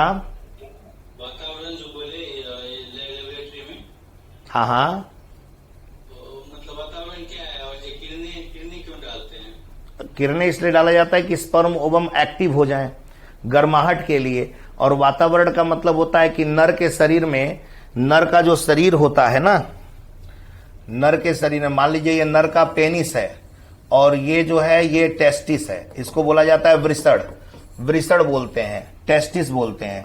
जानकारी के लिए बता दूं कि इसी वृषण के अंदर स्पर्म का निर्माण होता है। यह भी क्वेश्चन कई बार पूछा गया है कि स्पर्म का निर्माण कहां होता है। हिंदी में वृषण कहते हैं, इंग्लिश में टेस्टिस कहते हैं। और ये जो होता है ये लैंगिक अंग होता है जिसको हम लोग पेनिस के नाम से हम लोग जानते हैं। तो ये हिस्सा जो होता है वृषण का हिस्सा शरीर के अंदर नहीं शरीर के बाहर है। तो स्पर्म को जीवित रहने के लिए जो शरीर का तापमान होता है 98.6 डिग्री फ़ारेनहाइट या 37 डिग्री सेल्सियस जो शरीर का तापमान है, इस तापमान से -2 डिग्री तापमान कम कर दीजिए यानी 35 डिग्री सेल्सियस पर ही यह स्पर्म जीवित रहता है। इसीलिए यह शरीर से बाहर ये आर्गन बना हुआ है, तो शरीर से बाहर तो इसको 35 डिग्री सेल्सियस का तापमान चाहिए होता है, उस 35 डिग्री सेल्सियस के तापमान को मेंटेन करना होता है। बेटा आई बात समझ में?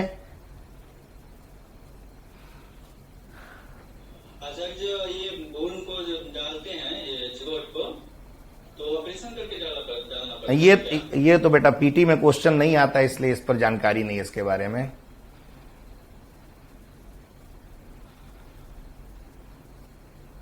एग्जामिनेशन ओरिएंटेड अगर कोई प्रश्न हो तो हमसे पूछें। इस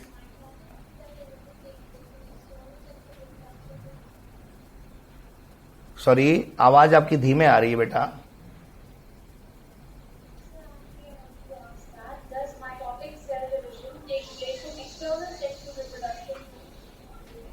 सेल डिवीजन एक्सटर्नल, थोड़ा सा क्लियर करें बेटा।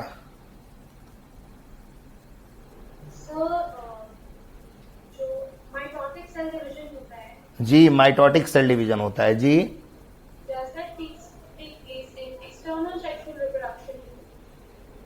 एक्सटर्नल सेक्सुअल रिप्रोडक्शन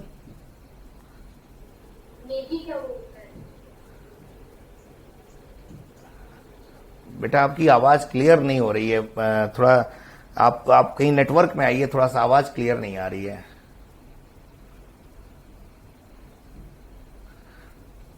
अभी सेल डिवीजन पढ़ाया नहीं है, तो सेल डिवीजन पे आप लोग अभी डिस्कस नहीं कर सकते हैं।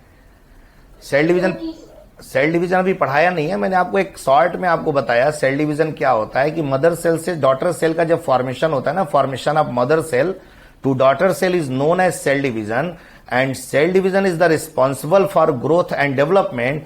Cell division present in all cells, either prokaryotic cell और eukaryotic cell. Prokaryotic cell means primitive cells. Primitive cells means होता है कि जो वेल डेवलप्ड सेल नहीं होते हैं उनको प्रिमिटिव सेल्स कहते हैं। उसमें भी सेल डिवीजन होता है, अमाइटोसिस टाइप का होता है, उसको असूत्री विभाजन बोलते हैं। Division of cytoplasm is known as amitosis. Mitosis and meiosis, two type of cell division present in eukaryotic cell, and eukaryotic cell is the well developed cell. Meiotic cell are present in eukaryotic cell. Meiotic cell and mitotic cell both are present in eukaryotic cell, and mitotic cell, listen to me carefully, mitotic cell means samsutri vibhajan, it means equational division. Any human cell contain 46 chromosome, means 23 pair of chromosomes. 22 pair of chromosomes are known as autosomes because male and female chromosomes are same, but 23rd pair of chromosomes are different. They shows sexual determination, means male chromosome is XY and female chromosome is XX. Okay बेटा, cell division सब में ठीक है। और reductional जो meiosis होता है, meiosis में रिडक्शनल डिवीजन होता है। ये जितने भी लिविंग बींग्स होते हैं सब जगह, यहां भी आपको सेल डिवीजन मिलेगा। लेकिन ये अगर स्पर्म और ओवम की बात होगी ना, तो this is the only meiotic cell division.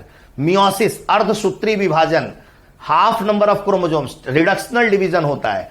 और बहुत ध्यान से सुनिए मेरी बात को, बॉडी के अंदर स्पर्म और ओवम को छोड़ दीजिए, स्पर्म ओवम को हटा दीजिए, तो बॉडी के जितने भी पार्ट्स हैं उन सबका निर्माण माइटोसिस के द्वारा होता है, समसूत्री विभाजन के द्वारा।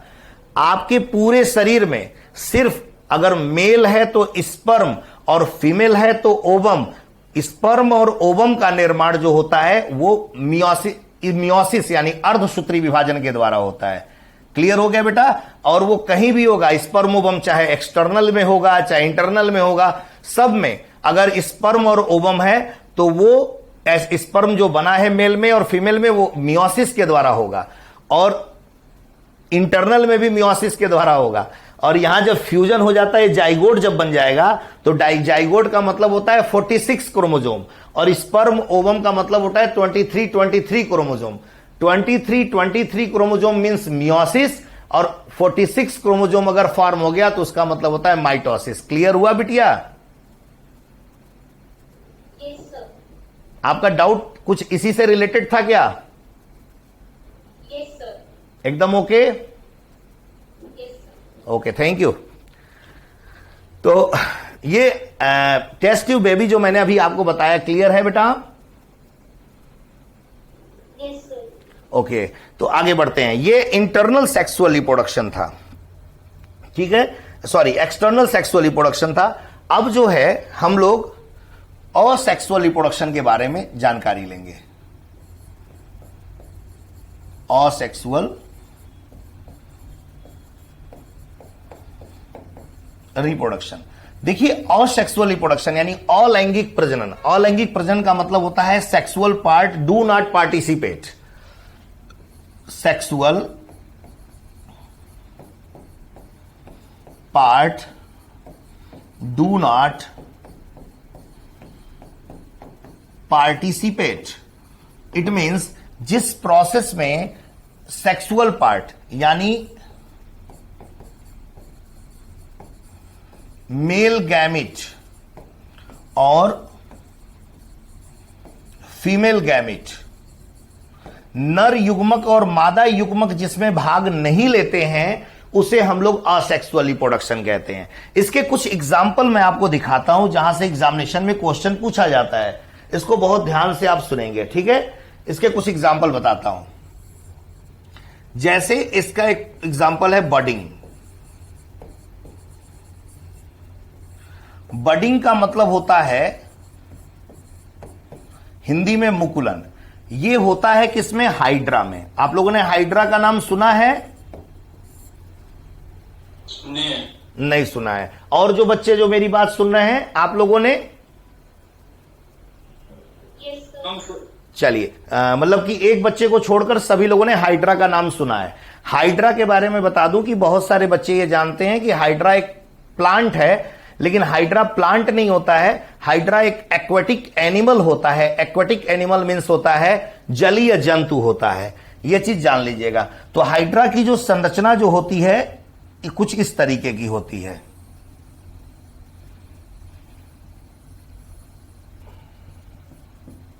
इस तरीके की संरचना होगी। और हाइड्रा में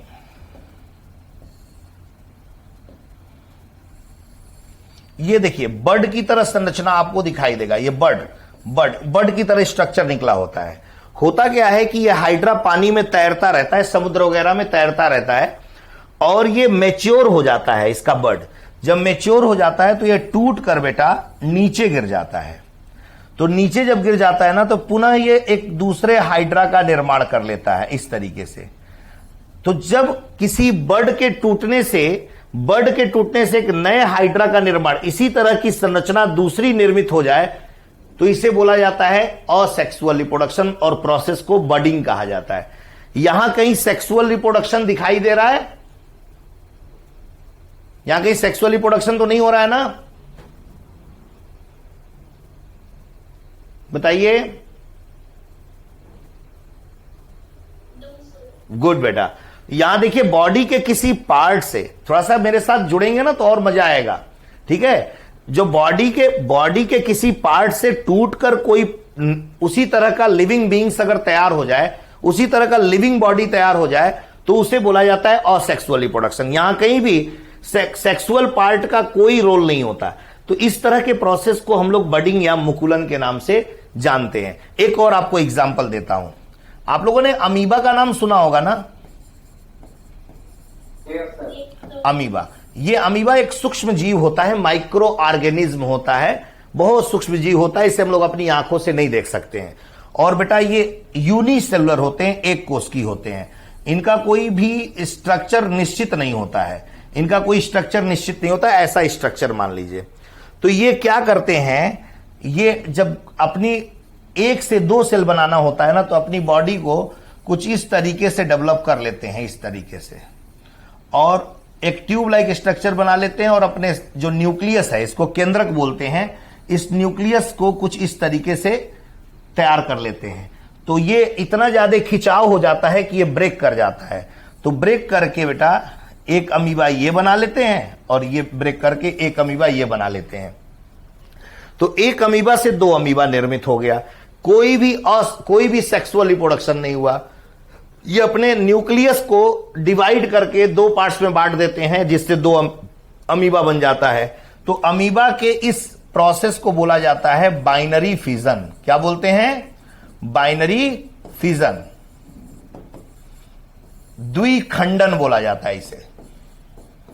देखिए, ये भी आपको असेक्सुअल रिप्रोडक्शन का एक पार्ट आपको मिलेगा। तो अमीबा में बाइनरी फिजन आपको मैंने बता दिया, मुकुलन बता दिया। हाइड्रा में एक और एग्जांपल आपको दे देता हूं जो एग्जाम में पूछा जाता है।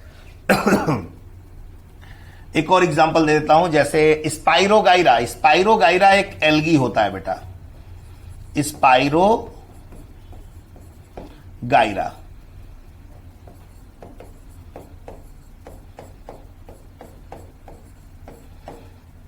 स्पाइरोगाइरा, स्पाइरोगाइरा की जो स्ट्रक्चर जो होता है स्पाइरोगाइरा का कुछ इस तरीके का होता है, और उसमें इस तरीके की संरचना बनी होती है स्पाइरोगाइरा में, और बीच बीच में सेल आपको पाया जाएगा इसमें इस तरीके का। तो ये स्पाइरोगाइरा जो होता है ये कहीं से भी टूट जाए, मान लीजिए यहां से टूट गया, किसी चीज से टकरा कर टूट गया और इसका ये वाला पार्ट नीचे गिर गया, तो ये वाला पार्ट जब नीचे गिर जाता है ना, तो ये एक नए स्पाइरोगाइरा को डेवलप कर देगा और ये धीरे धीरे बढ़ते हुए इसी तरीके से डेवलप हो जाएगा। तो इस प्रोसेस को बोला जाता है फ्रैगमेंटेशन। फ्रैगमेंटेशन मतलब होता है खंडन। आपसे पूछा जाएगा कि स्पाइरोगाइरा में जो असेक्सुअल रिप्रोडक्शन होता है उस प्रोसेस को क्या कहते हैं? तो खंडन कहते हैं। हाइड्रा में जो असेक्सुअल रिप्रोडक्शन होता है उसको क्या कहते हैं? तो उसको बडिंग या मुकुलन कहते हैं। अमीबा में जो होता है उसको क्या कहते हैं? उसको हम लोग बाइनरी फिशन कहते हैं। ये क्वेश्चन अक्सर पूछा जाता है, ठीक है। तो ये फ्रेगमेंटेशन के नाम से जाना जाता है। आइए एक और महत्वपूर्ण एग्जाम्पल आपको बताता हूं जो ह्यूमन बीइंग से रिलेटेड है। आप लोगों ने क्लोन का नाम सुना होगा, सुना है? बहुत महत्वपूर्ण टॉपिक बताने जा रहा हूं बेटा, ये आपको बायोटेक्नोलॉजी में पढ़ना होता है। क्लोन का नाम सुना है बेटा आप लोगों ने? और जो बच्चे हमारी बात सुन रहे हैं जरा एक बार रिप्लाई करें। Yes sir. ठीक है, तो क्लोन के बारे में कुछ जानकारी देंगे? क्लोन किसे कहते हैं?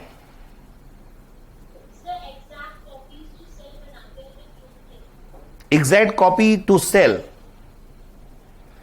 ओके, और anybody tell me what is clone? Okay, चलो कोई बात नहीं। देखो बेटा, क्लोन जो होता है ना, क्लोन जिस प्रोसेस से तैयार किया जाता है उस प्रोसेस को क्लोनिंग कहते हैं। एकदम राइट बिटिया, क्लोनिंग कहा जाता है। और क्लोन जो होता है, याद रखिएगा, ये बहुत बार ये क्वेश्चन पूछा गया है मेनी टाइम्स कि क्लोन असेक्सुअली रिप्रोड्यूस होता है या सेक्सुअली रिप्रोड्यूस होता है। तो listen to me carefully, clone जो होता है ये असेक्सुअली रिप्रोड्यूस होता है, यानी असेक्सुअल रिप्रोडक्शन का एक एग्जाम्पल है बेटा। ये असेक्सुअल रिप्रोडक्शन का एक एग्जाम्पल है ये क्लोन जिस प्रोसेस के द्वारा तैयार किया जाता है उसे क्लोनिंग कहते हैं। क्लोन का मतलब होता है same copy of any individual, किसी भी लिविंग बींग्स का सेम कॉपी। इंडिविजुअल्स कैसा होना चाहिए? लिविंग होना चाहिए। किसी भी लिविंग बींग्स का सेम कॉपी होता है उसे क्लोन कहते हैं। और सेम कॉपी का मतलब क्या हो गया? सेम का, बहुत ध्यान से सुनिएगा, सेम कॉपी का मतलब होता है मार्फोलॉजिकली सेम, मार्फोलॉजिकली सेम हो। और मार्फोलॉजिकली सेम के साथ साथ ये जेनेटिकली भी सेम हो बिटिया, ध्यान देना, जेनेटिकली सेम हो। तो morphologically same and genetically same individual is known as clone. Morphology का मतलब होता है, ध्यान देना, मार्फोलॉजी का मतलब होता है जैसे मैं हूं, मुझे आप लोग बाहर से देख रहे हैं, तो जो बाहर से मुझे देख रहे हैं ना, अगर मेरे तरह ही एक और कोई डीपीएन सर आपके जो आपको पढ़ा रहे हैं जनरल साइंस, डीपीएन सर और एक तैयार कर दिया जाए जो एकदम हूबहू मेरी तरह से दिख रहे हो, जिनको आप अपनी आंखों से बाहर से देख रहे हैं तो मेरी तरह दिख रहे हैं, तो उसे बोला जाता है मार्फोलॉजी, बाह्य आकार की।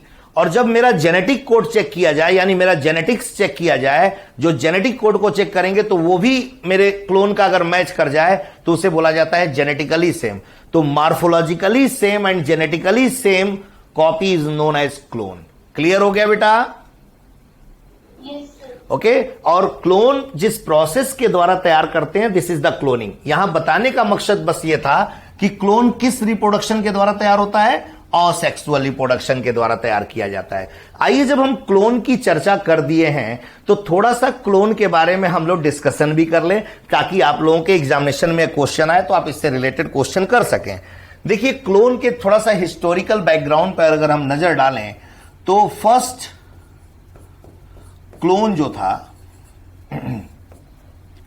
एक शिप का तैयार किया गया, और शिप मीन्स होता है भेड़, और उसका नाम रखा गया डॉली। ये 1996 में बॉर्न हुआ, 1996-97 में, और नियर अबाउट आफ्टर 7 ईयर 2003 में ये डेथ हो गई, इसकी डेथ हो गई। ये भेड़ मर गया, ये जो 1996-97 में ये बॉर्न हुआ था। तो आपसे पूछा जाएगा कि सबसे पहला क्लोन किसका तैयार किया गया, तो एक भेड़ का यानी शिप का, जिसका नाम रखा गया था डॉली।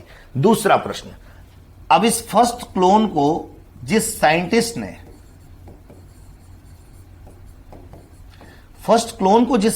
ने प्रिपेयर किया था, उस साइंटिस्ट का नाम है बेटा इयान विल्मुट,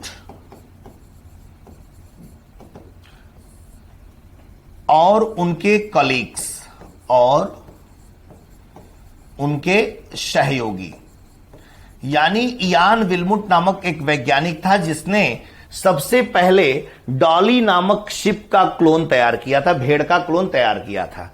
अब क्वेश्चन पूछा जाता है कि ये कहां के रहने वाले थे, तो ये रहने वाले थे स्कॉटलैंड। अगर बेटा यही क्वेश्चन यूपीएससी का हो तो थोड़ा सा कुछ इस तरीके से पूछा जाता है। ये तो बीपीएससी की क्लास चल रही है, यूपीएससी में पूछा जाएगा कि दुनिया का सबसे पहला क्लोन भेड़ का तैयार किया गया, जो 1996 में तैयार किया गया, 1996 में, जिसे इयान विल्मुट ने तैयार कराया था, और जो रहने वाले स्कॉटलैंड के थे। ये किस संस्थान में, किस ऑर्गेनाइजेशन में काम करते थे, क्वेश्चन ये पूछा जा सकता है, ये यूपीएससी पूछता है। तो वो भी आपको जानकारी दे दें कि ये जिस इंस्टीट्यूट में ये काम करते थे, उस इंस्टीट्यूट का नाम है रोजलिन संस्थान या रोजलिन इंस्टीट्यूट, याद रखिएगा, ये भी स्कॉटलैंड में है।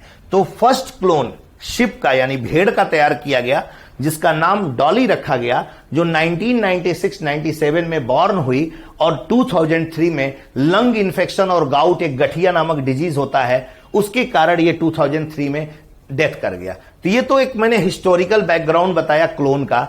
अगर हम थोड़ा सा इंडिया के पॉइंट ऑफ व्यू से अगर देखें, भारत के अगर हम उस पर प्रकाश डालें कि इंडिया में भी क्या क्लोन तैयार किया गया है, तो इंडिया में याद रखिएगा 2 ऑर्गेनाइजेशन है। एक है एनडीआरआई, जिसका नाम है, एनडीआरआई का फुल फॉर्म पूछा जाता है national dairy research institute. National dairy research institute ये है बेटा करनाल, हरियाणा में।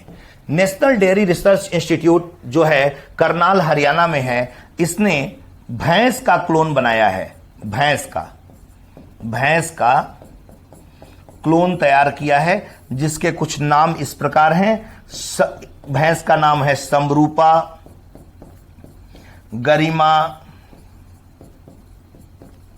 महिमा। ये सब 2009 में इन्होंने, भारत का एक ऑर्गेनाइजेशन है नेशनल डेयरी रिसर्च इंस्टीट्यूट, इन्होंने 2009 में भैंस का क्लोन तैयार किया, जिसका नाम समरूपा, गरिमा, महिमा और बहुत सारे क्लोन इन्होंने तैयार किया है। ये आपको जब और पढ़ाया जाएगा डिटेल में तो आपको बताया जाएगा। ये सब national dairy research institute Karnal, Haryana ने तैयार किया है। और एक और क्लोन तैयार किया गया है जिसका नाम है नूरी। नूरी जो है ये बकरी का क्लोन है। ये बकरी पश्मीना बकरी होती है, पश्मीना बकरी का क्लोन तैयार किया गया जिसका नाम रखा गया है नूरी। तो इंडिया ने भी क्लोन बना लिया है बेटा। थोड़ा सा और अगर मैं इसके बारे में अगर आपसे चर्चा करूं तो आपको बता दूं कि आपकी मन में एक जिज्ञासा बन रही हो कि मानव का क्लोन क्यों नहीं बनाया गया, ह्यूमन क्लोन। बेटा ह्यूमन क्लोन इसलिए नहीं बनाया गया ना कि ह्यूमन क्लोन पर यूनाइटेड नेशन ने, संयुक्त राष्ट्र संघ ने रोक लगाया हुआ है, बहुत सारे जो इंटरनेशनल ऑर्गेनाइजेशन है। क्यों? क्योंकि जो इतने ज्यादा टेररिस्ट ऑर्गेनाइजेशन, जो आतंकवादी जो संगठन बन रहे हैं, अगर उनके हाथ में अगर क्लोन बनाने की तकनीकी अगर लग जाए तो उसका एक बहुत ही भयावह रूप हमको देखने को मिलेगा, बहुत ही भयावह सीन देखने को मिलेगा। इसलिए यूनाइटेड नेशन ने इस पर तत्काल प्रभाव से रोक लगा दिया है। और भी बहुत सारे कारण है हमारे समाज में, जब क्या कहते हैं कि इंटरकास्ट मैरिज या इंटर रिलीजियस मैरिज एक्सेप्ट नहीं होता है तो उस जगह पे क्लोन को कैसे एक्सेप्ट करेंगे। तो एक समाज के लिए, परिवार के लिए जो परिभाषा है उस पर कहीं ना कहीं क्वेश्चन मार्क लगेगा। साथ ही साथ बेटा और भी बहुत सारी समस्याएं हैं, जेनेटिकली समस्या हो सकती है। जैसे मान लीजिए कि मेरी उम्र, ध्यान से सुनिएगा, अगर मेरी उम्र मान लीजिए 20 साल अगर है और मेरा क्लोन अगर तैयार किया जा रहा है और 40 साल की उम्र तक जाते जाते अगर मुझे जेनेटिक डिसऑर्डर हो जा रहा है, आनुवांशिक बीमारी हो जा रही है, तो क्लोन की उम्र तो 20 साल रहेगी, तो उसे 20 साल की उम्र में ही आनुवांशिक बीमारी हो जाएगा। तो ये सब समस्याएं, उस समस्याओं को देखते हुए यूनाइटेड नेशन ने मानव के क्लोन पर प्रतिबंध लगा दिया है। लेकिन पशुओं के क्लोन पर प्रतिबंध इसलिए नहीं लगाया गया है, बैन इसलिए नहीं किया गया है क्योंकि क्लोन के माध्यम से ज्यादा मिल्क प्रोडक्शन, ज्यादा से ज्यादा हम उससे प्रोडक्शन, उत्पाद पैदा कर रहे हैं। जो खाद्यान्न संकट की समस्या उत्पन्न हो रही है जनसंख्या वृद्धि के कारण, उसको ध्यान में रखते हुए ऐसे पशुओं को निर्मित किया जा रहा है जो ज्यादा से ज्यादा मिल्क प्रोडक्शन कर सके और उस मिल्क प्रोडक्शन में न्यूट्रिशियस मिल्क प्रोडक्शन हो, न्यूट्रिशंस की मात्रा बहुत ज्यादा हो। तो इन सब बातों को ध्यान में रखते हुए पशुओं का क्लोन तैयार किया जा रहा है। और एक बात और याद रखना, आप लोगों ने अक्सर सुना होगा कि बहुत सारी प्रजातियां जो विलुप्त हो रही हैं, यानी इंडेंजर्ड, एक्सटिंक्ट हो रही हैं, ये सब आपने सुना होगा। तो उन जो प्रजातियां जो हमारे इस इकोसिस्टम में एक इंपॉर्टेंट रोल प्ले करती हैं, तो उस इकोसिस्टम को बैलेंस रखने के लिए, इकोसिस्टम को संतुलित रखने के लिए क्लोन बनाकर हम लोग क्या कर रहे हैं, जैव विविधता का संरक्षण कर रहे हैं, बायोडाइवर्सिटी कंजर्वेशन कर रहे हैं। तो यह सब बहुत बड़ा कारण है जिसकी वजह से मानव का क्लोन नहीं, पशुओं का क्लोन बनाया जा रहा है। आई बात बेटा समझ में? क्लोन पे भी आपको एक डिस्कशन कर दिया। तो क्लास कैसी लगी आप लोगों को आज की?